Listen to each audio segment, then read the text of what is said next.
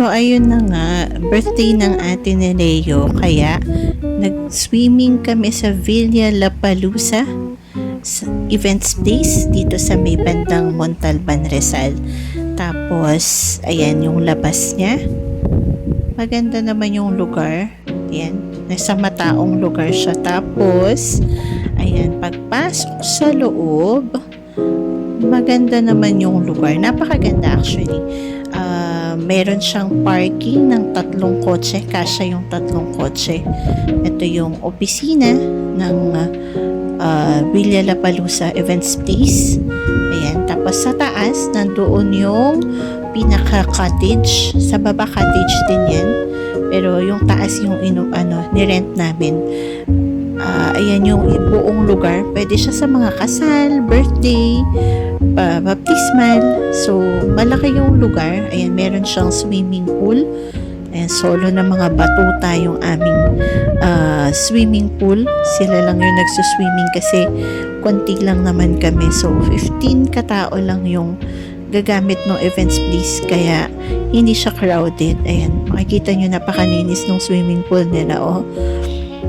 Ilan lang yung bata nung nagsuswimming nung una.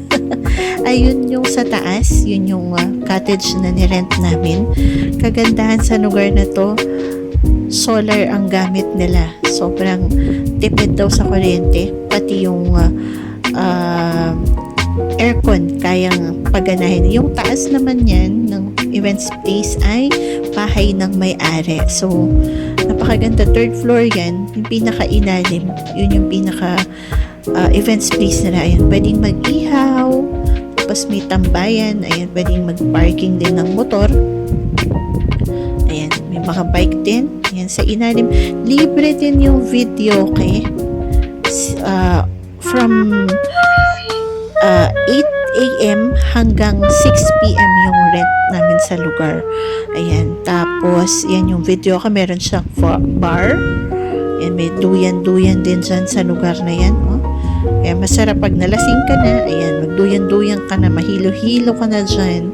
Meron ding mga electric fan na pinapahiram. Ayan, bukod dun sa mga wall fan, ayan, nagbibidyo ka na si Sammy. Ayan yung aking biyanan, tapos yung may nakapula siya, yung may birthday. Inayos-ayusan din namin ng ganyan.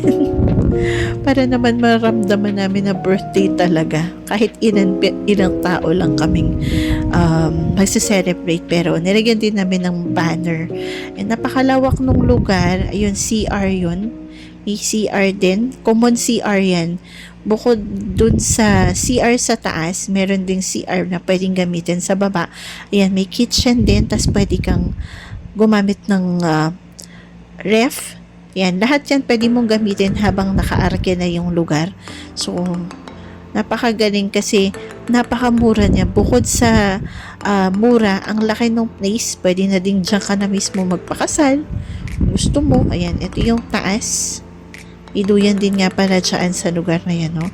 And nandiyan si Justine, andyan si Jopia, saka si Kisha. Sila lang yung naliligo. Noong una, ayan, akyat tayo dun sa 2nd floor. Yan. Yung 2nd floor, yan yung pinaka cottage. Ito, cottage din yan. Kaya lang sa taas kami nag-rent.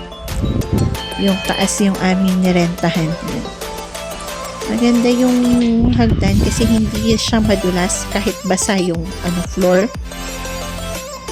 Yan, meron ding puno ng mangga dyan. Ang daming bunga. Sabi sa amin, pwede kaming mamunguha pero hindi na kami kumuha. Hindi na kinaya ng oras natin kasi ayan, merong tambayan sa labas. Ito yung labas ng cottage.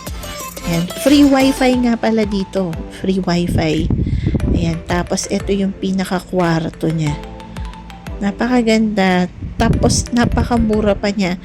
Sa halagang 7,500 sa 15 katao, pwede na. Tapos ayan yung CR. Ayan, ang dami niyang kama. Double deck. Yan, pag bungad sa'yo, meron na agad 2 double deck, tapos may isang kama na yun yung kulay blue. Kama din yan. Pagpasok mo ulit, may another kama na naman. Tapos ang lamig talaga ng aircon. May din siya, pwede ka din mag-video ka dyan sa TV na yan. Yan, meron pang 4 ulit na double deck. So kung ano to, ideal to sa mga team building, pwede din. Ay, napakaganda ng lugar, pakaaliwalas, ang lamig ng aircon talaga. So kung gusto nyo, ilagay ko na lang dyan sa link kung ano yung ano, kung saan sila, tsaka kung ano yung info ng may-ari. Ayan, para kung gusto nyo ding ano, kung gusto nyo ding mag-muni-muni, ayan. Nga pala, kapag sumobra na kayo sa 15 katao, 250 per head na yung babayadan ninyo. So, 15 katao sa 7,500, sobrang mura na yun, guys. Napakamura. Yan, yun yung toilet and bath niya sa taas. Maganda.